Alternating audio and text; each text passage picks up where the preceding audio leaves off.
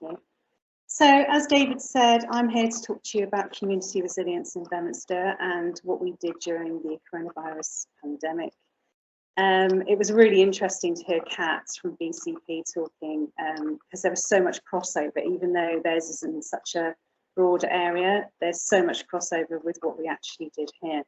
I'd just like to give you a little bit of background to community resilience in Beaminster anyway.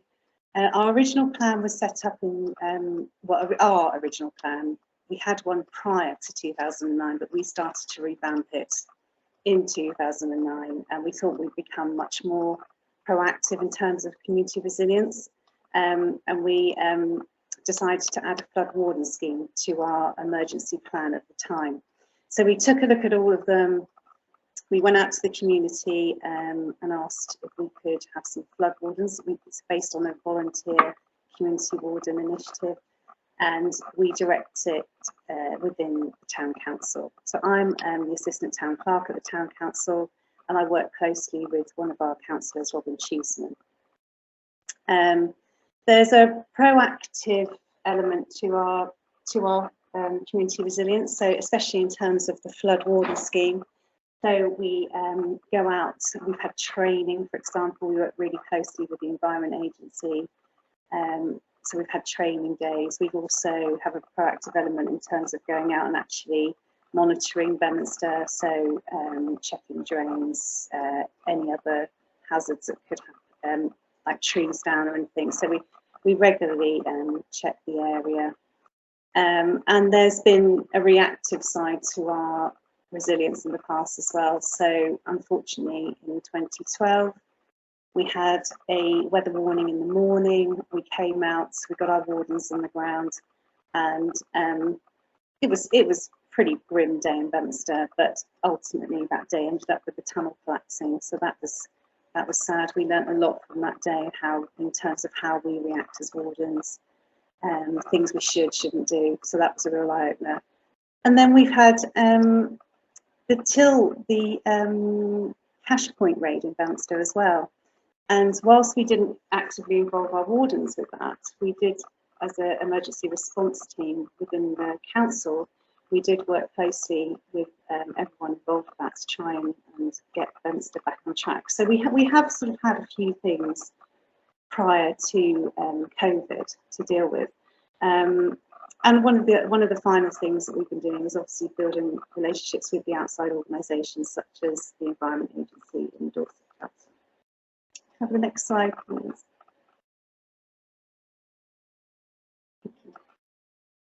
So COVID-19 happened. That was a pretty big one. So as I've just said, we had our existing framework with our community plan anyway, but actually it helped us, but actually it kind of went out the window straight away because a lot of our wardens were over 70. So a lot of our wardens had to isolate. So the very first thing we did was meet on the 16th of March when Kat was going through a timeline earlier. That was interesting because it brought back so many memories. So we met, the emergency response team of Beaminster Council came here on the 16th of March, and we put together a little initial response. And our first thing to do was put a call out for volunteers. Because we had that existing framework, it meant that we could react quite quickly. And on the Monday, we met with businesses and organisations within the town, and we gave them a presentation of ideas and how we felt that we could help Beaminster cope with COVID. So we identified some key areas that we felt help was needed, and that's food delivery to residents, medical, and shopping.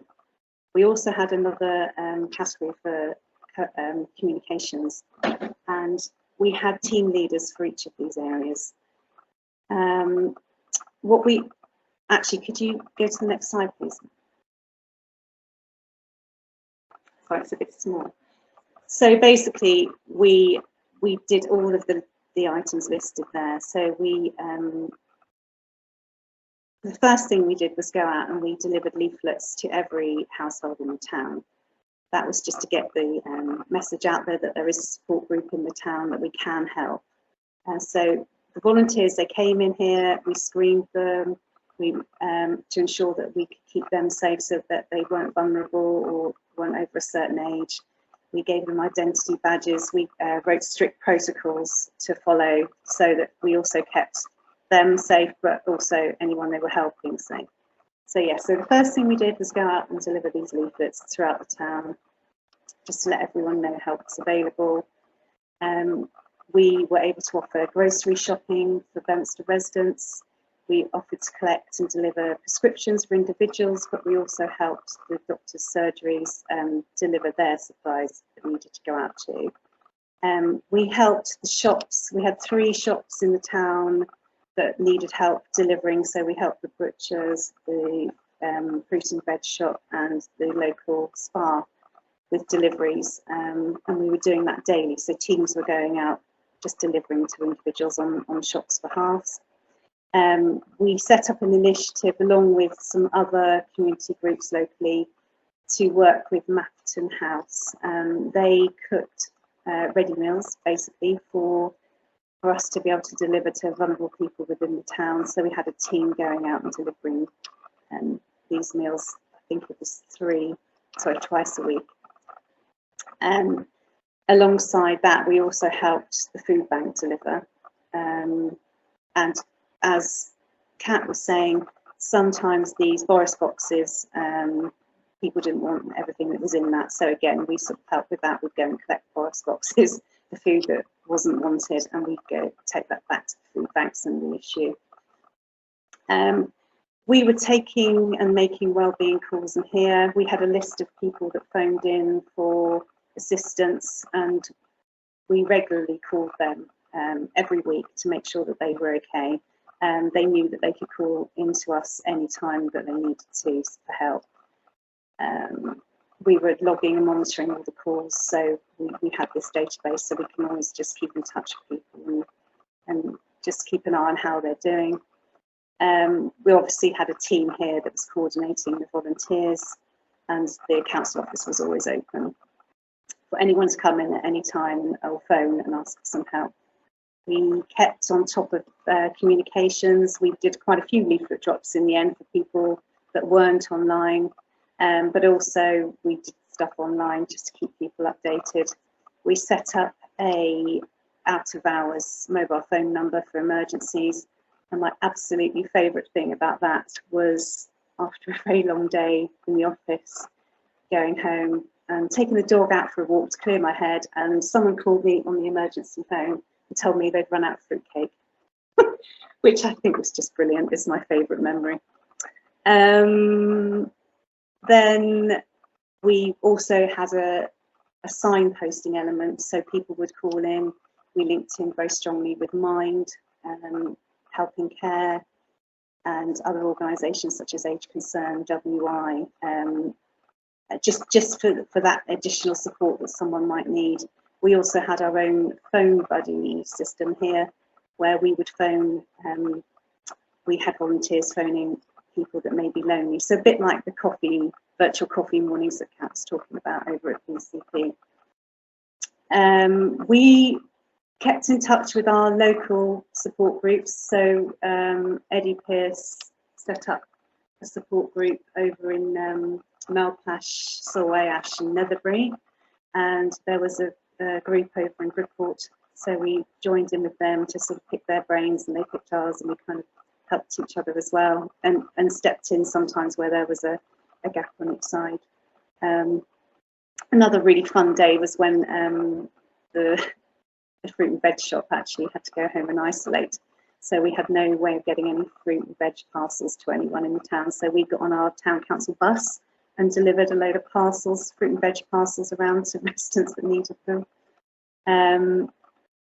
We kept in touch with the local press. The girl we were working with at the time was doing radio articles, and we linked in with news for the Times just to try and keep people in touch with what we're doing. And also we had an element of keeping businesses in touch with on things like grants that they were eligible for. Can I have the next page, please? So the positives from this experience, we had some amazing times.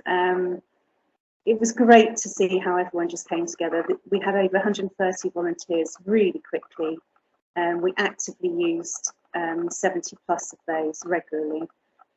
Some less so because of their availability or ability to sort of come in. They may have been over 70, so we used people that perhaps perhaps were in a vulnerable category themselves. We could use them to be phone buddies or, and that kind of thing, or maybe some admin support for me.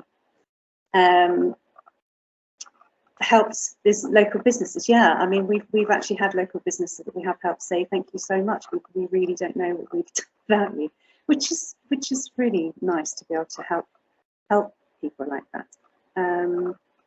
We've now got a lovely database of volunteers, which we've used since, and hopefully we can keep building on this and for all various things. I'll go on to a bit of that later. Recognition of work. Yeah, we wanted to thank everyone who had helped us. So last July we held a party to say thank you very much, and that was just lovely. And I think we're going to have another one soon. And friendship, well, yeah, many friendships have been built over this. I've made a lot of really lovely new friends through this. And I've heard a lot of our volunteers saying they've met new people. And it's not just amongst the volunteers, but it's like Kat was saying, the people that we've helped. I've got so many lovely friends within Beaminster now. Thank you. So moving forward, we've been recently working at the vaccination clinics in Beaminster. So we worked with the local pharmacy to set up the clinics here in the town hall in Beaminster.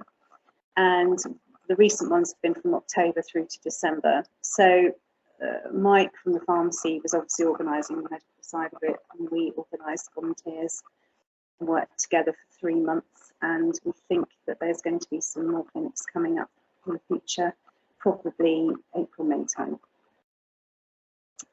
Thank you very much.